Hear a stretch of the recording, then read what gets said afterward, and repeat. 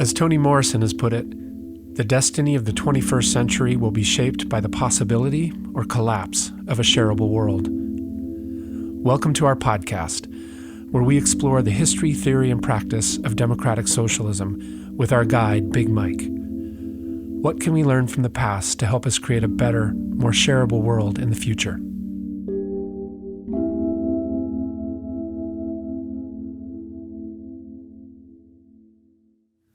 Well, good morning, Big Mike. Good morning. Here we are again.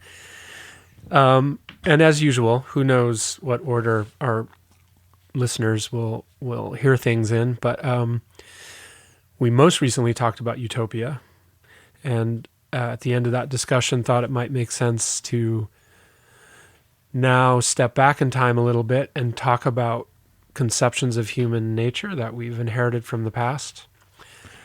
And it seems to me even to think about it as a kind of utopic thinking in itself, that at a certain period in our history, we started reconceiving what it means to be human, and with the idea that it would create a certain kind of world, maybe? Yeah, I don't really want to talk about different conceptions of human nature, but I want to talk about the problem that the concept of human nature poses for the kind of social change that some of us feel is absolutely essential. Uh-huh.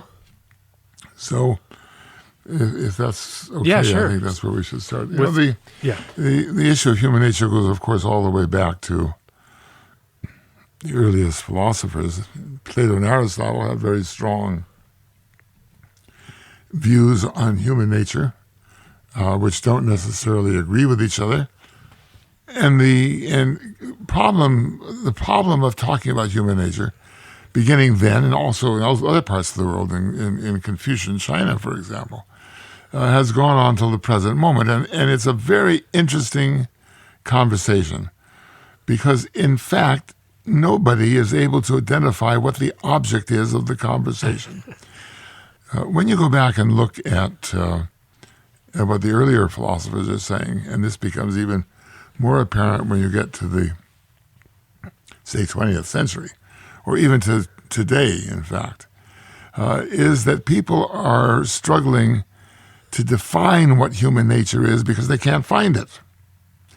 So you get a variety of different presuppositions, for example, or different definitions, and the struggle is about definition. One such struggle is about something that is innately and immutably human. That is something that is in us that defines the difference, and this is crucial, the difference between human beings and the rest of the animal kingdom. Mm-hmm. Plato very strongly represents that position.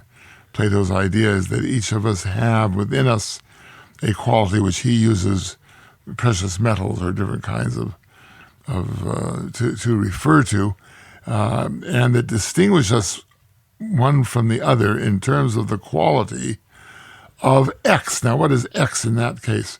X might be what we today might call our psyches, our personalities, our, quote, human nature, whatever that means. So that a philosopher king is fundamentally different from a worker, fundamentally and inherently different from a worker. But the possession of those qualities that distinguish each one of the various functions that Plato defines for us, the collective possession of those qualities is what makes the difference between ourselves and the rest of the animal kingdom. Then there are others, Aristotle representing this point of view, in my opinion, who define human nature more in terms of a collection of different qualities which bundled together make us very different from other members of the animal kingdom. So that, for example, you may look at it physiologically, our ability to speak. So what is it that makes our ability to speak? As far as we know, and now this is coming into question today, which is something we need to think about.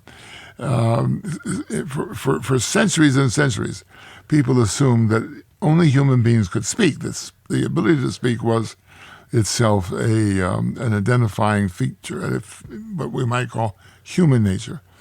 And that would have did raise the question, what is it that made it possible for us to speak? And a generation ago, a very famous French scientist argued that it was a mutation that today we would talk about something in our voice box, what we now refer to as a voice box, a mutation in our ability to produce sound that made it possible for us to speak in a variety of different sounds.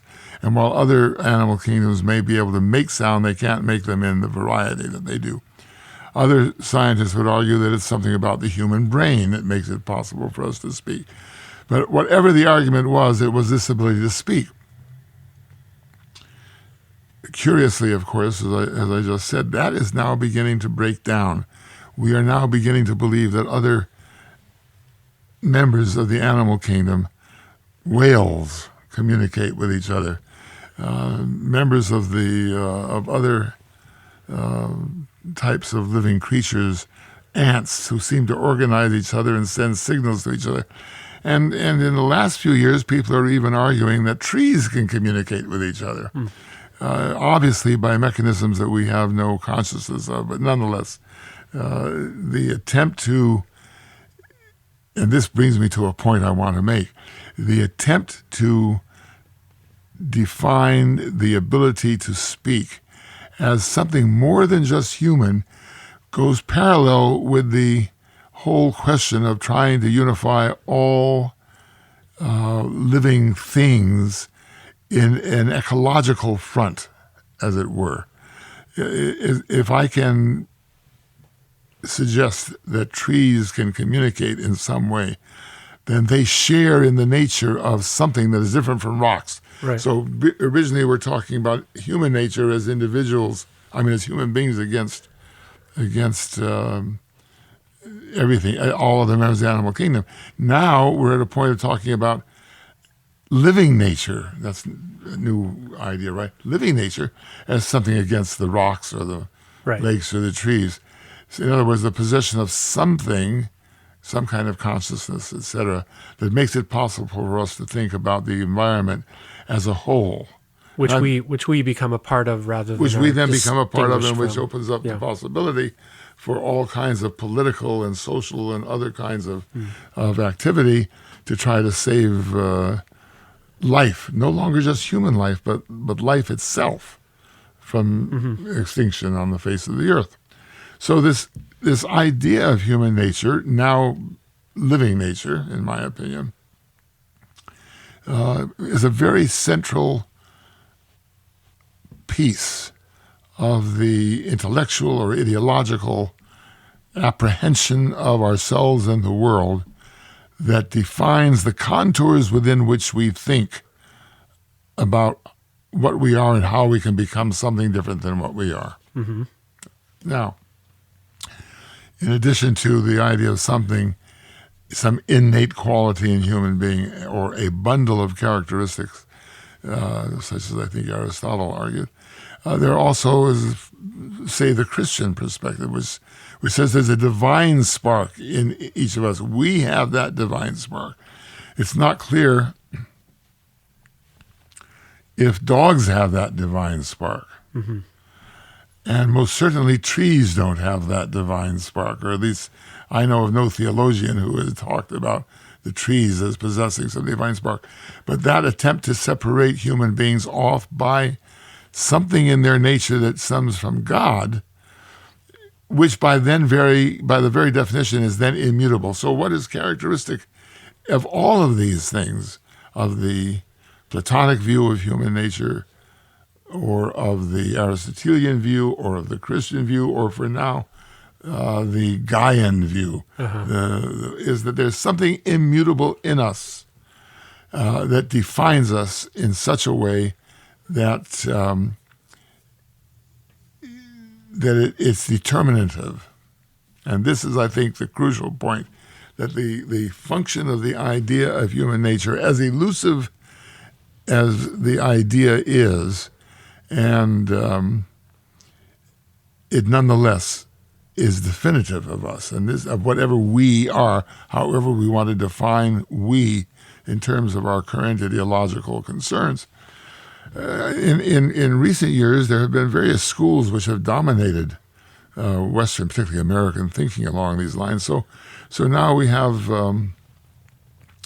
a physiological, neurological school of thought, which is arguing that it's our neurological system per se, which defines us as different from. So you'll find scientists saying, well, I can tickle one part of the brain and I get Beethoven's Ninth Symphony. I tickle another part of the brain and I get God. Now, those are exaggerations, of course. I'm exaggerating to make a point. But our neurological system is what determines how we are different from others. But in my opinion, they all have the same function. And this is where we run up against it. We're supposed to be talking about democratic socialism. This is what we really want to get at. Let me show you why this is such an immediate political question. When the very symbolic fall of the Berlin Wall occurred, when communism began to collapse,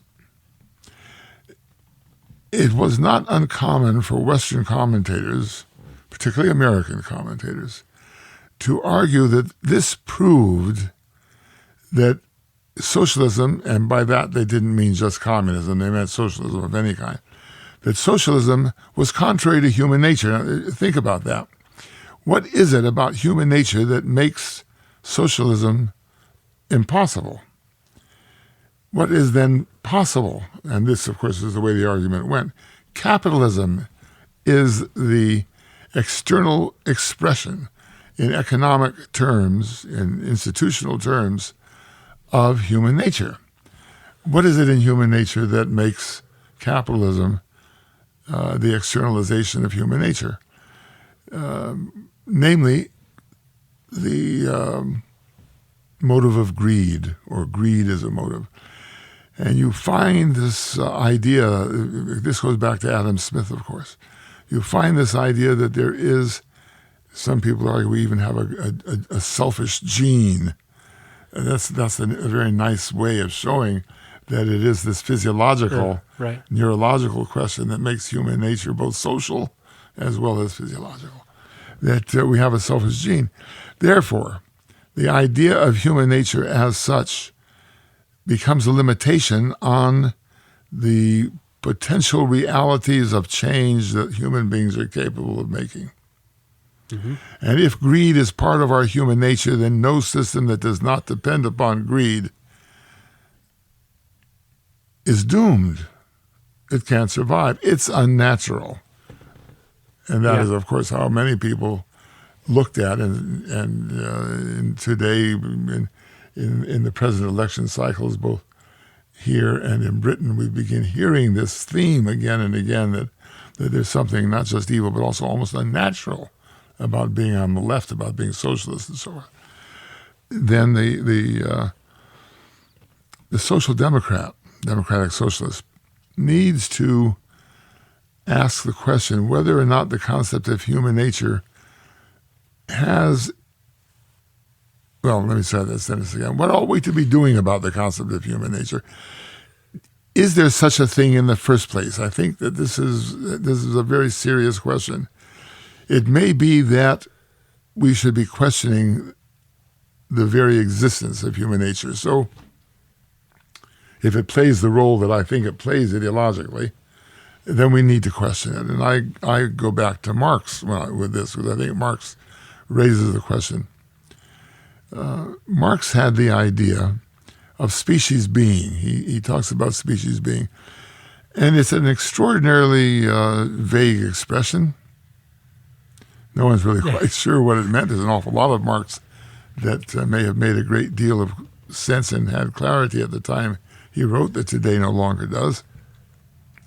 But I think that his concept of species being was intended to signify those things which did indeed make human beings human. Now, it's very important to remember that Marx was a student of Aristotle. Mm-hmm. He was very firmly in Aristotle's camp on these kinds of questions. And as Aristotle argued, assuming that there's something called human nature, as Aristotle argued, human beings become fully human beings only through development in the course of self-fulfillment. The old example that the acorn only becomes truly what it is when it grows into an oak tree. I think that's what Marx meant by species being, that human beings, this was before the environmental crisis, this was before the idea that trees or whales could communicate. Right. If Marx lived today, he might have refashioned his thinking somewhat. The idea that human beings are less than human in capitalist society. We have not fulfilled our potential. Now, potential is very different from human nature. Mm-hmm. Potential allows for the idea that there is a way of change and a way of development. And we can argue, if we want to use this any further, that the beavers have potential, that the acorn has potential, that a baby whale has potential before it goes to music school and learns how to sing, right? So that the idea of species being contains at its heart not a set of characteristics that define us as human in opposition to anything else, but rather that define the potential we have to become what we aren't yet. Right. And that's a radically different idea, a radical thought. That says that people, that excludes from the school of potentiality, which is perhaps one way of thinking about it, those people who argue that, say, capitalism is the final development of human society, or that our political system is the most sophisticated there is, and that politics is finished and all we need to do now is administer goods and services. The idea of potential says, no, none of this is finished. We're still working at our potential, and there is no necessary end to the fulfillment of our potential. So I would like to argue that the democratic socialist needs to think about potential as defining not just human beings, but all of nature. I was going to say all of creation, but I realize that implies something I don't want to imply. Uh-huh. That potential is what our political and social purpose needs to be based upon, not on a, quote, scientific, unquote, definition of what human nature is. Yeah. Yeah. So since I'm in the habit of teaching Aristotle to 18-year-olds once a year, just to bring another term to this discussion, one which I know you're aware of, but in Aristotle, thinking about human potential, he uses this Greek word eudaimonia, which often gets translated into the English as happiness. But experts who lecture on these things are careful to point out that happiness can be very misleading, and that what is a better term actually is flourishing. What does it mean for a human being to do well? And so one way I have to think about the problem you're describing is there is a tension between conceiving of human nature as as kind of the lowest common denominator givens against which we can only accomplish so much. So we have things like greed, which we are naturally, say, and therefore society can only achieve this measure of social good or whatever. Or in this Aristotelian conception, you construe human nature, as you did with the acorn and the oak, as that thing at which it can become in its full development. In its development. I think we have to question the question of full development. There is a suspicion, there is a suggestion that Aristotle has an idea of perhaps maturity of of the ultimate state that we want to reach. Right. I think today we might want to modify that somewhat. So use the word flourishing. Well, what does flourishing mean? While you were saying that, and I, having indulged in the same bad habit of teaching that you have for a while, it occurs to me that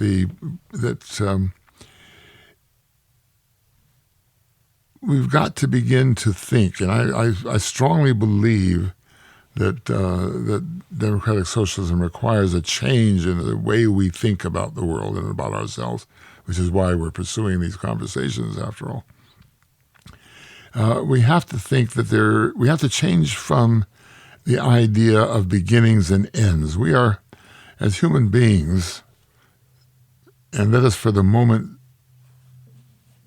grant that perhaps, and I underline the word perhaps, unlike other creatures, we have consciousness of ourselves and of each other.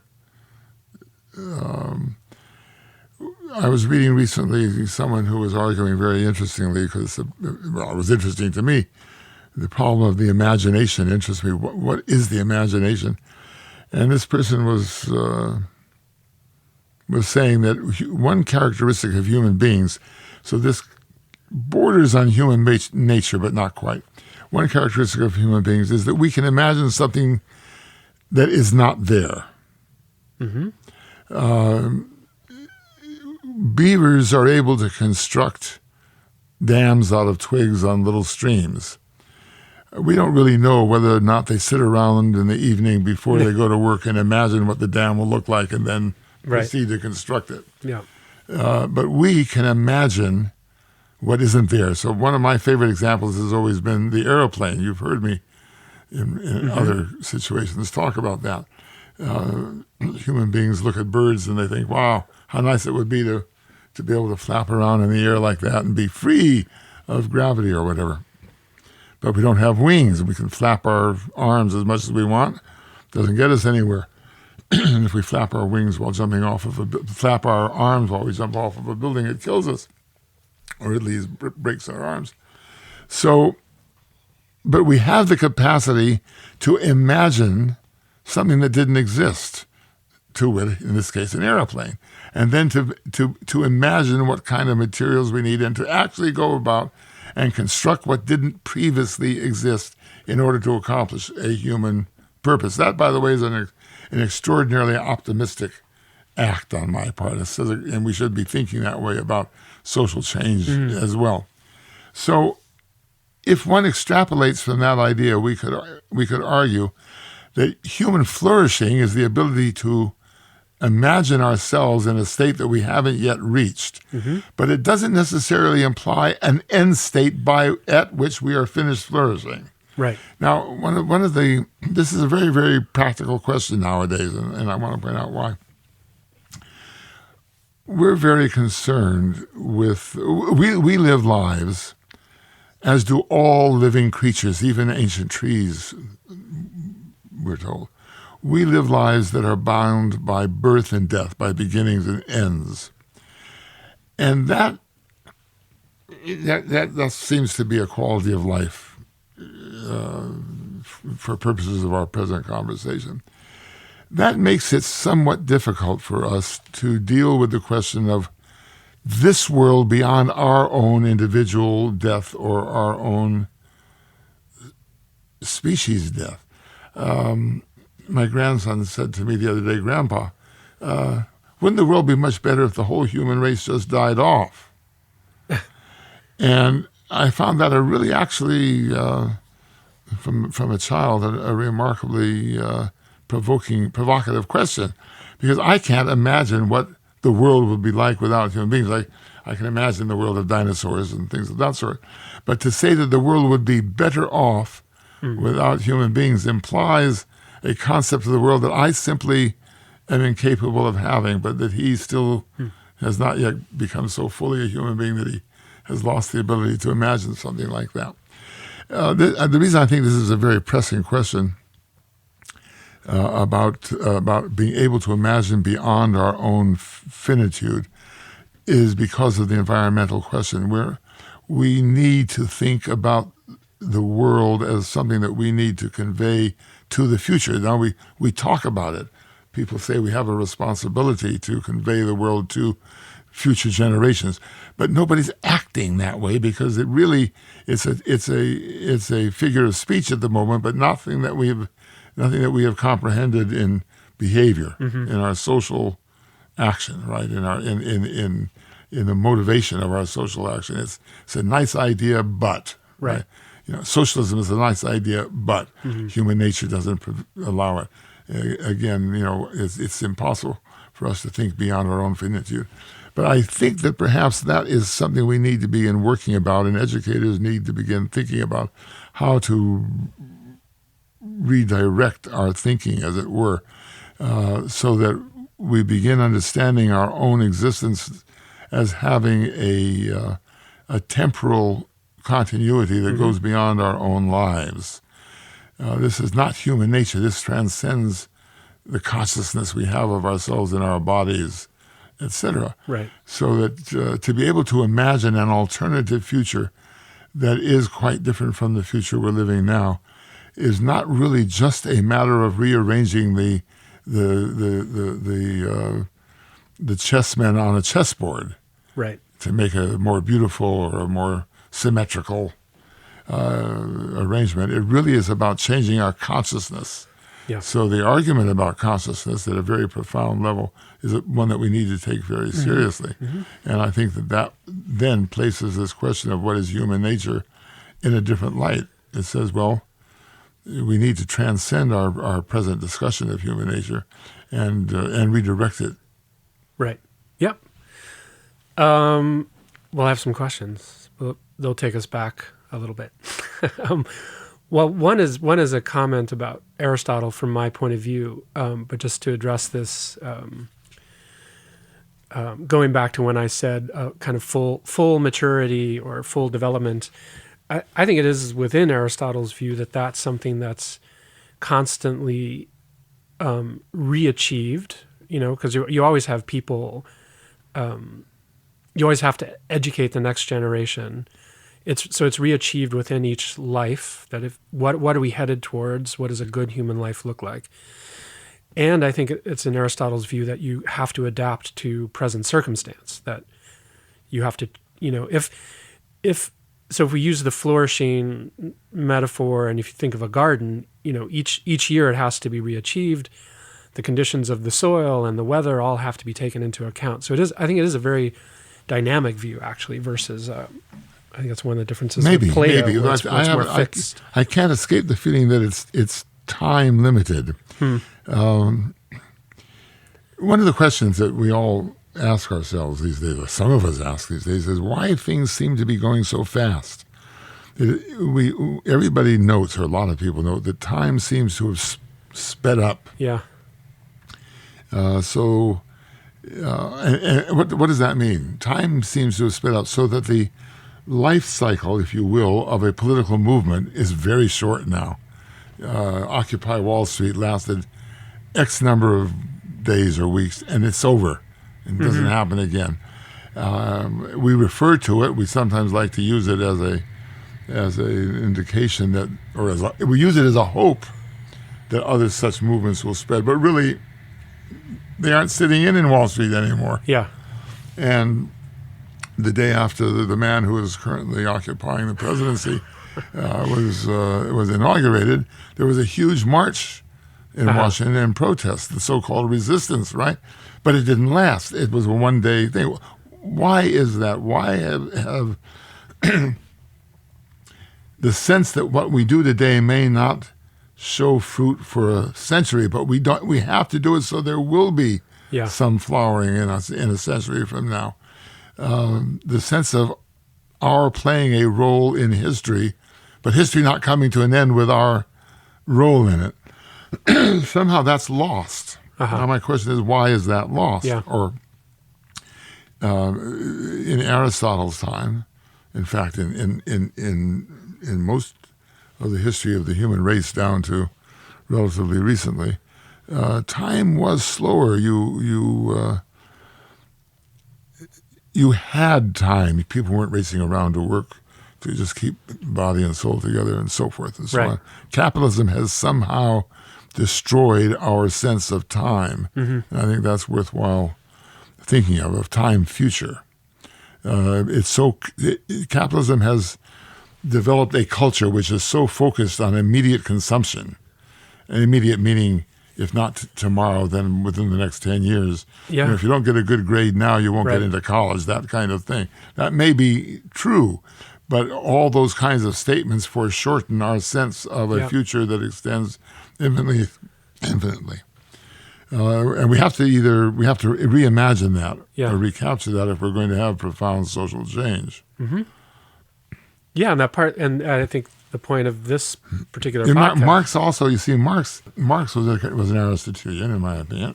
But Marx argues, he intimates, because he never explores this completely, but his theory that history is the history of class struggle. So when you have no class, history will come to an end. So this old idea that Marx argued that history comes to an end once you have the proletarian in power, because one class is no class means no history. That means there's an end. Right. And Mao Zedong comes along, and he questions that. That's one of Mao's very important contributions to socialist thought, that indeed history is infinite, because you're going to continue to need to administer the differences which, in the normal course of events, divide human beings into different categories, right? Male, female, people who live on the mountaintop and people who live in the valley and so forth. So I think this is a very, very sharp distinction, that whether flourishing is a repetitive thing, that is to say each generation reaches its own, or whether it's an ongoing process for the entire species Right. without ever being able to reach the end. Yeah. I think there's a distinction here we need to think about. Yeah. Okay, so the other thing on my little list here of things to follow up on. So the example of the plane, I think, is helpful, not for just how you used it. So you demonstrate it as a way of thinking about something that is not, which is maybe a particular human capability that we could fly.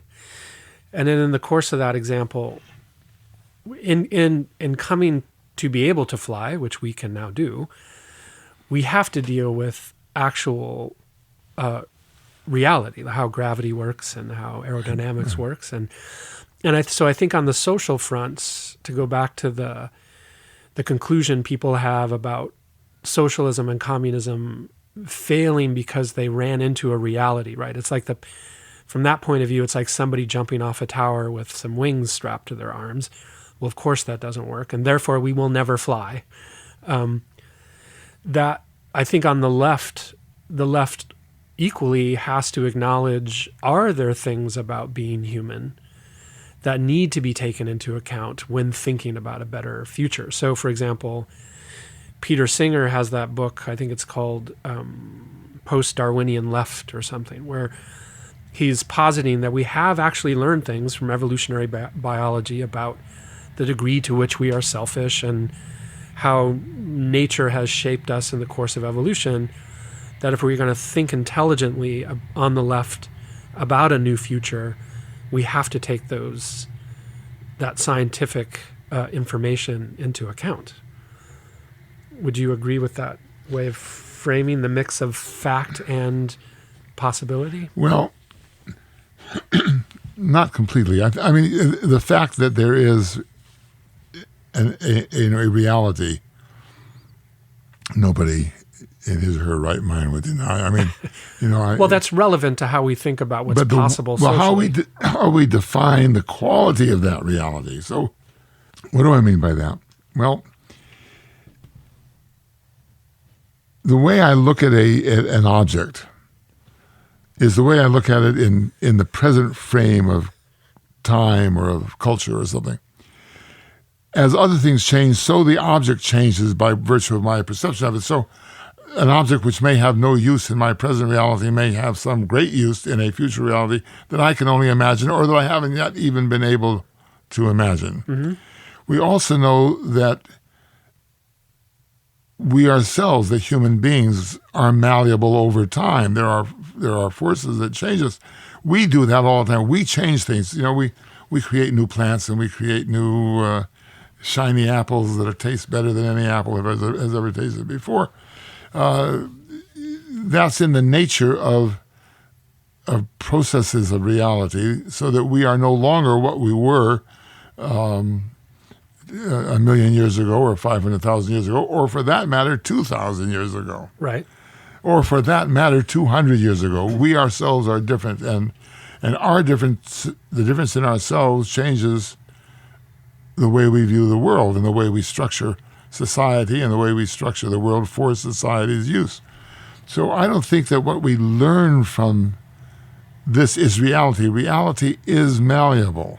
Not completely, but it is malleable up to a moment. And we can decide, and I'm going to use an example which can be very upsetting in a second. We can decide what direction we want to go in, and I think that is where we need to begin talking more. So let me use the example of eugenics. One of the most interesting phenomena for me is the fact that in the 1920s, 1930s, among the most, what we today would call progressive elements in European political culture, were people who believed profoundly in eugenics, because they believed that it was possible, and we still do this, but we use different words now because the word eugenics has gotten to be a negative term, that it would be possible through careful planning, through scientific exploration, etc., to change human beings so that we suffer from less debilitating diseases and so forth and so on. Right? We can improve our physical existence because we now have the knowledge to do that.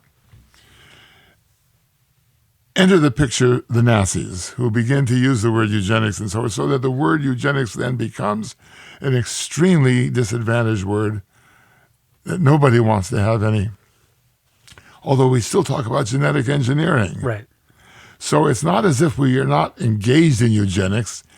It is just that we now call it by something else. That process, which we ourselves are engaged in calling it by a different name in a more positive sense, what does that have to say about the immutability of reality? Mm-hmm. It says really that, at least as far as human beings are concerned, reality is not immutable. We have to be careful, we have to think about it, but it's not immutable. Who's to say that greed is an immutable part of all human beings? There's no evidence of that. There is no physiological evidence of a greed gene. Right?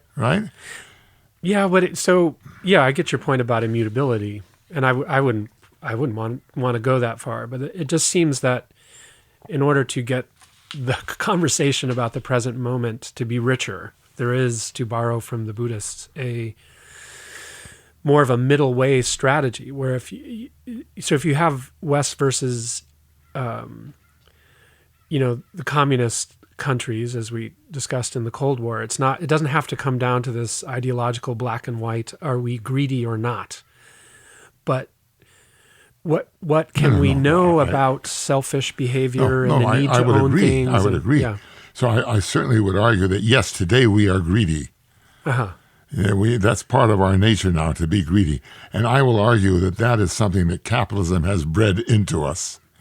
Okay. And that we encourage that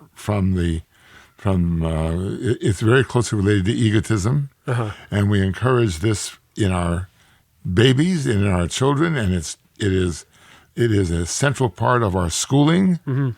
The idea of competition, right? Yeah, no, absolutely. All of this breeds greed into us. So yes, it is part of us. My argument is that we can determine to start pursuing a path where we breed that out of us. Uh-huh. That's what's very important to think about, and that indeed, as long as we continue to think in terms of the ego as the center of the universe, or the center of all perception, let's say, as long as we continue to think that way and try to construct a more social democratic or democratic social society, we're bound to fail, because indeed the more we encourage greed or accept greed, it will continue to hit up against these other values we hold. Yeah. But we do have the ability over time to change ourselves. If we don't, and here we're going to come to the nub of a problem that we probably don't want to get involved in today, but if we don't believe in that possibility, then the whole message of Christianity and of Buddhism and of every other religion that holds out hope for some kind of release, salvation, whatever word you want to call it, that's all pop and nonsense. If we are what we are and we cannot be changed, then none of those things have any value whatsoever. I agree, but I still think to push a little bit for what I'm conceiving as a middle ground, that the way you just construed it, the breeding out of greed sounds like a radical transformation, which to some would sound impossible or utopic, versus and I think part of the Aristotelian view was thinking about things being in a certain kind of balance. It was kind of, like the doctrine of the mean. It's like courage. There are extremes. So self-regard, let's say, or wanting to have things that are one's own, let's say, get blown out of proportion by capitalism. So they're construed to be central and to be a virtue and throw things out of balance. But in bringing things more back in balance, you don't have to demonize those core things. Let me try and rephrase it, because I'm very suspicious of all these abstract terms. Not that I don't use them, but I'm just suspicious of them. So capitalism is wonderful. People amass a great amount of wealth. But that's okay, because they also give it away. Rich people give their money away, right? So it's balanced. It's okay to become a multi-billionaire, provided you give 5% of it to the poor. So that's one story about balance. That's the story about balance, and that makes me suspicious of balance. The very idea of balance then begins to have connotations. But why not have more conversation about what balance can and should look like? Why not critique? Because I think balance. I'm getting into very dangerous waters here. I'm not sure what I really think, but let's play this game. Because balance, achievement of balance, and here's why I think I do disagree with you. Achievement of balance is about rearranging the deck chairs on the table, rearranging the chairs on the deck of the steamer, of the ship, right? So they all keep their place no matter what happens to the ship. Of course, the ship is going to go down and it'll all get destroyed anyway eventually. Buddhism calls its way of life, or calls a central tenet, the middle way, the balanced way. But of course, Buddhism really believes that ultimately there is no way, because you want to get rid of it all. I mean, the ultimate objective of Buddhism is not balance, but to escape the world and therefore also balance. And I think this is the very idea of salvation, or of, quote, enlightenment, unquote, or is not about balance. It's not about rearranging the chairs on the deck of the Titanic, because in fact capitalism is the Titanic, and no matter how you rearrange those chairs, it's going to go down, right? Yeah, it is doing so as we talk. We've seen this. We have these crises. We've run into these icebergs, to play the game of that metaphor. So maybe a little bit of imbalance is what we're required. I want to defend a certain kind of metaphysical extremism, as it were. Yeah. No, I get that. And that's to come back to utopic thinking, is a way of presenting something radically different in order to possibly steer the entire ship rather than rearrange the deck chairs. But we can redefine even utopia to mean we can use the word utopia to mean not nowhere, but not yet. Right. Sure. Sure. Well, so we're fighting to have the last word on this, I think. But one last stab at it is, I think, so you said you said let's say we have been cultivated by capitalism to play our greed in a certain way, or even to be greedy in the first place. Maybe it's one of the things that capitalism creates is that kind of greed that we all have. But to come back to the flying and creating a plane thought experiment, if in fact here you are in this world that's been created around greed, how do you deal with the fact of that? That if you just launch into an alternative living, it may be doomed to live radically different if the deck chairs have been arranged in this way and you keep stumbling over them. Okay. Yeah. One of the things that strikes me a great deal in the discussion of education that goes on endlessly in America is that it has become, in the present period of time, focused on a very limited number of questions. And this strikes me strongly because there have been articles in the paper yesterday and today about the relative rankings of various countries with regard to reading and math and science, right? Where the Anglo-Saxon countries are not at the top of the list, to say the least. Very interesting list. So, what do we talk about when we talk about the reform of education? We talk about such things as unions. People are for or against the teachers' union. We talk about better ways to teach math. Uh-huh. That's something which is constantly right. Some people even are courageous enough to question what it is we ought to be teaching in schools. Should we be teaching just math and English and science, or should we also be teaching literature and the arts? This is also a real question. I don't find the kind of discussion that to me is most important with reference to what we're talking about with regard to democratic socialism. I don't find much discussion about the kind of human being we want to produce from our educational system. Right. We talk about the skills we want our children to have to be successful in the competition in this globalized world, and so forth and so on.